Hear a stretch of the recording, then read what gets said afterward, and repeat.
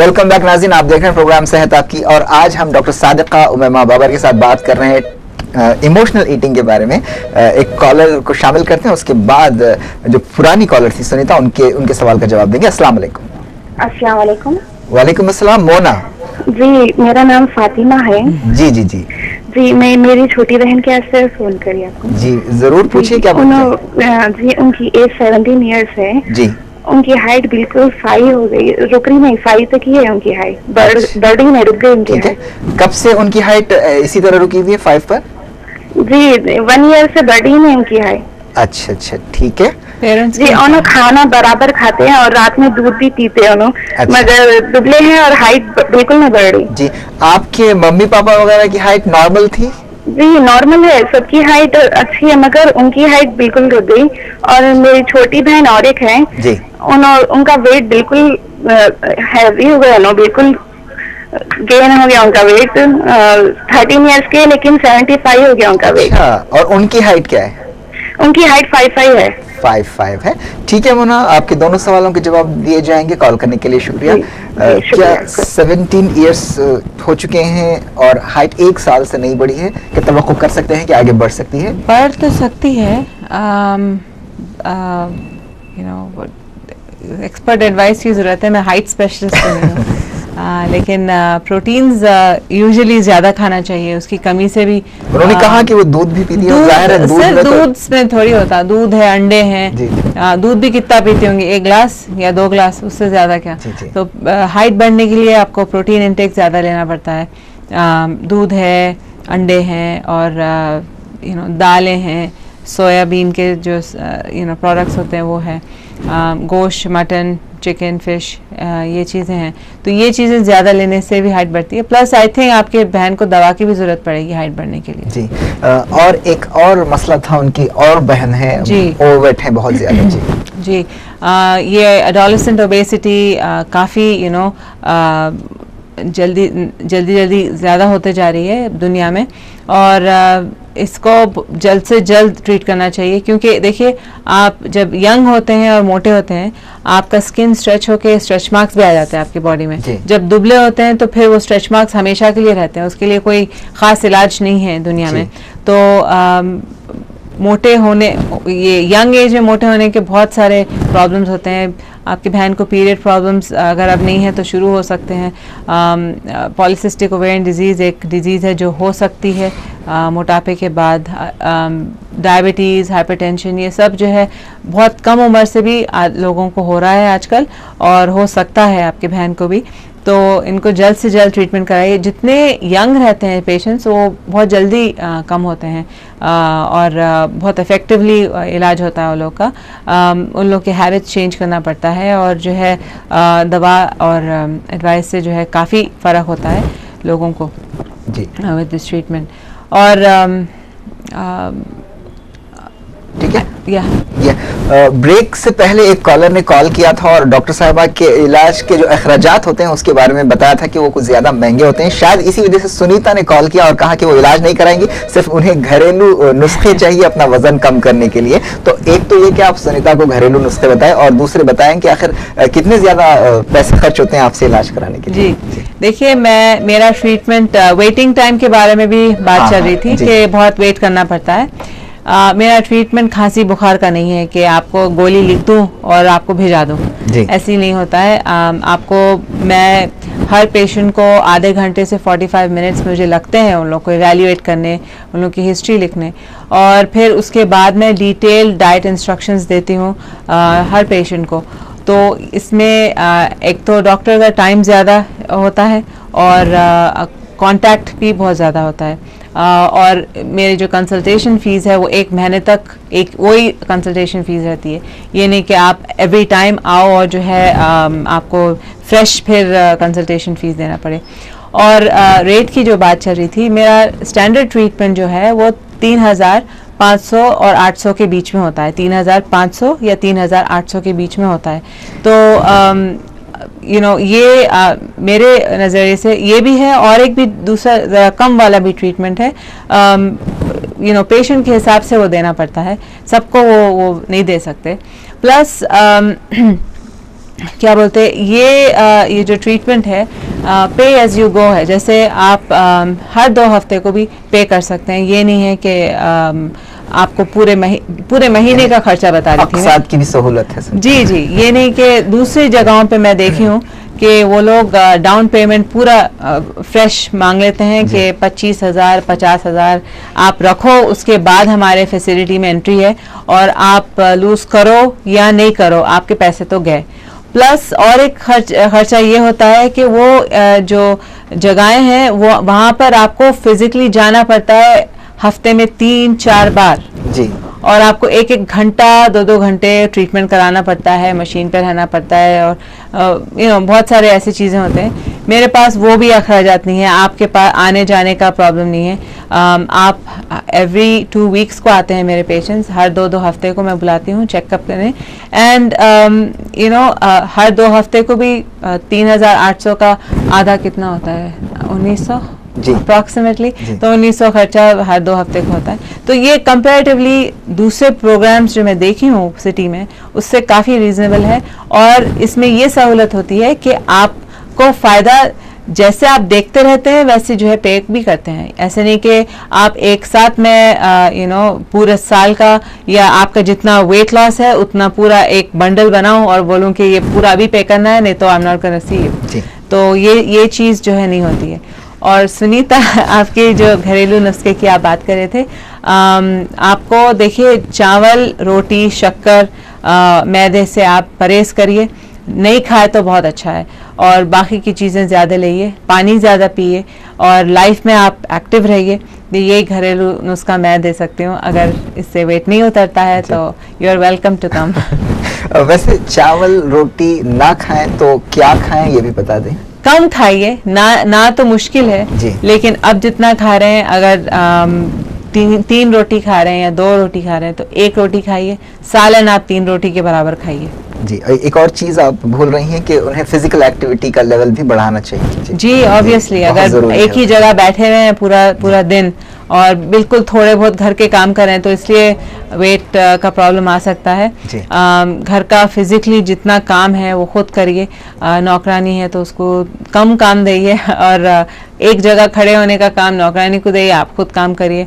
और जो है आपका आधा घंटा कैसे भी वॉक करिए, या आधे घंटे से ज्यादा भी हुआ तो चलना चाहिए। हम वेटिंग टाइम की बात कर रहे थे लेकिन एक कॉलर है हमारे, बहुत देर से हमारा भी वेट कर रहे हैं। उन्हें प्रोग्राम में शामिल करते हैं। जी, अस्सलाम वालेकुम।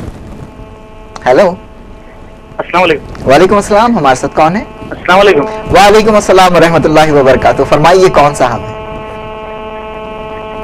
हेलो जी, आपकी आवाज आ रही है, कौन बोल रहे हैं? जी हेलो, मैं उस्मानिया सिटी से बोल रहा हूँ। जी बताइए, उस्मानिया यूनिवर्सिटी से कौन साहब बोल रहे हैं? जी साहब, मैं जिम को जाता हूँ और तकरीबन डेली वीक पूरा करता हूँ, मगर मोटा नहीं हो सकती हूँ, वजह क्या है? अच्छा, ठीक है, आपका वेट कितना है इस वक्त? इस वक्त देखो मेरा हाइट के हिसाब से 57 है। 57, और हाइट क्या है आपकी? हाइट 5.7 5'7" के साथ। ठीक है, आपको बताते हैं, कॉल करने के लिए शुक्रिया। वैसे आपकी ग़िज़ा नॉर्मल है? आपकी जो ग़िज़ा है नॉर्मल, मतलब अच्छा ही खाता हूं मैं तकरीबन। अच्छा, ठीक है, बताते हैं। बिरयानी अच्छा घर में पका जो ही खा दो। जी माशाल्लाह, बिरयानी वगैरह ठीक है जी। बिरयानी वगैरह खाने के बावजूद वो मोटे नहीं हो रहे हैं, क्या वजह है? बाज़ लोगों को मैं बता ही रहा, हाई मेटाबॉलिक रेट होता है, बेसल मेटाबॉलिक रेट काफ़ी हाई होता है, तो जो भी खाते हैं जल्दी हज़म कर लेते हैं। This is a blessing in disguise. Body mass index की वजह से के पेश नजर उनका यानी बराबर है वजन 5'7" के साथ 50 नहीं, अंडरवेट है, थोड़े से अंडरवेट होना चाहिए, मे बी 65 और 70 के बीच में, मे बी 70 या 65 और 70 के बीच में होना चाहिए। तो एक 10 किलो आई थिंक आपको गेन करना है। और सिर्फ घर के खानों से भी नहीं होते मोटे।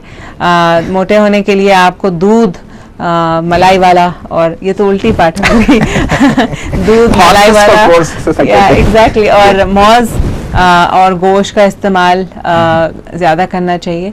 इससे जो है आपको प्रोटीन्स भी मिलते हैं दूध से, मौज से तो पूरी एनर्जी हाई होती है। तो ये चीज़ें आप नॉर्मल खाने से एक्स्ट्रा खाना चाहिए। जो लोग बॉडी बिल्ड करना चाहते हैं, वेट बढ़ाना चाहते हैं, ये लोग को नॉर्मल खाने से वेट नहीं बढ़ता, नॉर्मल खाने से एक्स्ट्रा, या तो फिर आजकल काफ़ी प्रोटीन ड्रिंक्स आते हैं जो वेट लिफ्टिंग यानी इसमें जिम को जो लोग जाते हैं बॉडी बनाने, वो लोग लेते हैं, तो उससे भी जिम जाने के बाद वो ड्रिंक लेने से भी फ़ायदा होता है, क्योंकि आप एक्सरसाइज करते हैं, आपकी मसल्स चाहते हैं कि वो चीज़ मिले, और वो जब मिल जाती है तो पूरे फिर मसल्स में वो एसिमुलेट हो जाती है, तो वो चीज़ भी आप कर सकते हैं इस्तेमाल। प्लस मेरा वेट गेन का भी ट्रीटमेंट होता है, तो उसमें भी वेट गेन होता है। जी नहीं, हर मर्ज की दवा है आपके पास। ठीक है, एक और कॉलर हमारे साथ, प्रोग्राम में उन्हें शामिल करते हैं। अस्सलाम वालेकुम। अस्सलाम वालेकुम। वालेकुम अस्सलाम, हमारे साथ कौन है? जी डॉक्टर साहब, मेरी बेटी है जी। वो 12 साल की है। आप अपनी टीवी की वॉल्यूम कम कर दें प्लीज। जी अच्छा जी, 12 साल की आपकी लड़की है, आगे क्या? जी, तो उसका वेट जो है 50 kg है डॉक्टर साहब। जी जी, और जी बस वही वेट उतारने के लिए क्या है जरा ठीक है, डॉक्टर साहब से बात करना था। ठीक है। अभी कुछ देर पहले हमने एडोलेसेंट ओबेसिटी के बारे में बात की, और उन्हें भी फिक्रमंद होना चाहिए, वरना जैसा कि आपने कहा पीसीओडी उसे कहते हैं शायद, वो और दूसरे मसाइल हो सकते हैं। इनके लिए क्या कहना चाहेंगे? ये इनको तो आई थिंक एक 15 किलो कम होना चाहिए, उनके एज के हिसाब से मैं अंदाज़ा लगा रही हूँ, और 36 या 40 के बीच में रहना चाहिए, एंड 50 के हैं तो मे बी 10 किलो तो आराम से उतरना चाहिए आपके। एंड वो चीज़ के लिए जो मैं पहले बताई हूँ, हैबिट्स चेंज करना पड़ता है, एक्टिविटी लेवल बढ़ाना पड़ता है, और ये चीज़ आप दवाओं की मदद से करते हैं, कर सकते हैं। एंड ये दवाएं जो मैं इस्तेमाल करती हूँ काफ़ी बहुत सेफ़ हैं, और ये छोटे बच्चों को भी दे सकते हैं, इसमें कोई प्रॉब्लम नहीं होता। बहुत सारे लोग मेरे पास आते हैं कि ये दवाई से किडनी फेलियर तो नहीं होता। अच्छा। And I am surprise because मैं क्यों चाहूँगी कि मैं पेशेंट्स को, अच्छे खासे पेशेंट्स को ऐसी दवा दूं जिससे किडनी फेलियर हो, ये बहुत अजीब क्वेश्चंस होते हैं लोगों के।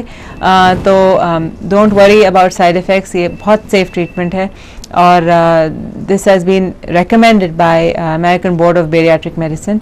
तो वो लोग तो कोई चीज़ ऐसे रेकमेंड नहीं करते जो सेफ नहीं होती। एंड इसीलिए रेस्ट एश्योर, अगर आप लाना चाहेंगे अपनी बेटी को तो ज़रूर लाइए। 10 किलो के लिए 10 हफ्ते लगते हैं इलाज के लिए नॉर्मली। ठीक है, उम्मीद करते हैं कि आपको जवाब मिल गया होगा। एक और कॉलर हमारे साथ हैं, उनसे बात करते हैं।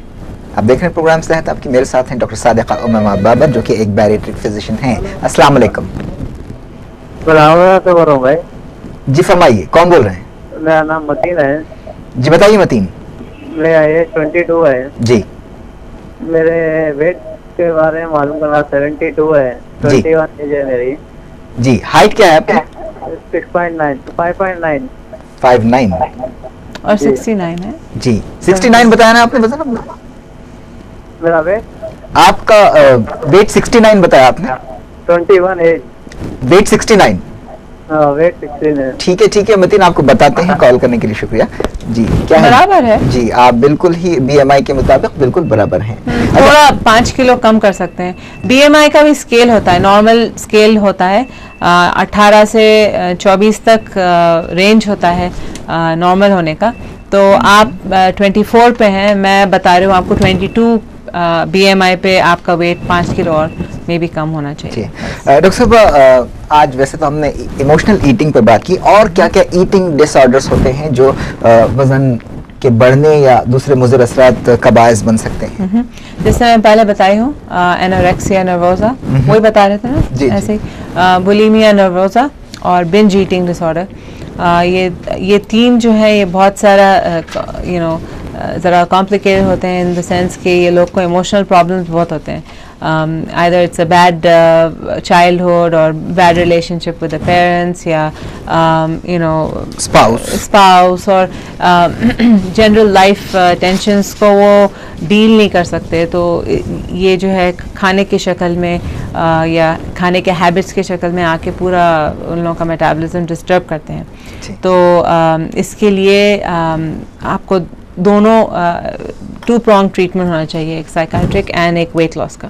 तो दोनों जब मिलके होते हैं तो बहुत अच्छा रिजल्ट आता है। डॉक्टर साहब, इमोशनल ईटिंग के अलावा क्या ऐसा सोशल या सिचुएशनल ईटिंग भी होती है? ऑफ कोर्स, वो तो हम सब करते हैं। सिर्फ सिचुएशनल ईटिंग तो सब, एवरीथिंग आप अंदाजा लगाइए, आपकी लाइफ में हर चीज खाने के अतराफी होती है। जी जी, यानी हमने बहाने बना लिए हैं, कुछ खुशी की खबर है तो मिठाई खा ली, जब दोस्त हर चीज आप तो, सोचिए क्या चीज नहीं है जो अपन खाने से सेलिब्रेट नहीं करते। सही है, सही। हर चीज अपने ट्रेडिशन में, अपने लाइफस्टाइल में, हर चीज में खाने का वो है। लोग खाने पे बुलाते हैं, लोग चाय पे बुलाते हैं, ये नहीं बोलते कि हम खाने का ही दखल होता है, जैसे चाय पे बुलाना है या खाने पे बुलाना है या शादी में सबसे बड़ी चीज खाना होता है। एंड पार्टीज ऑफ कोर्स, अब दूसरे किस्म के पार्टीज में भी खाने का वो होता है, कॉन्फ्रेंसेस में भी खाना होता है,